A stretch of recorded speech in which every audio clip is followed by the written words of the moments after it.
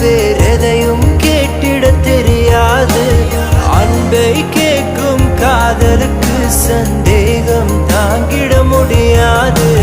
மேடும் பள்ளம் இல்லாமல் ஒரு பாதை இங்கு கிடையாது.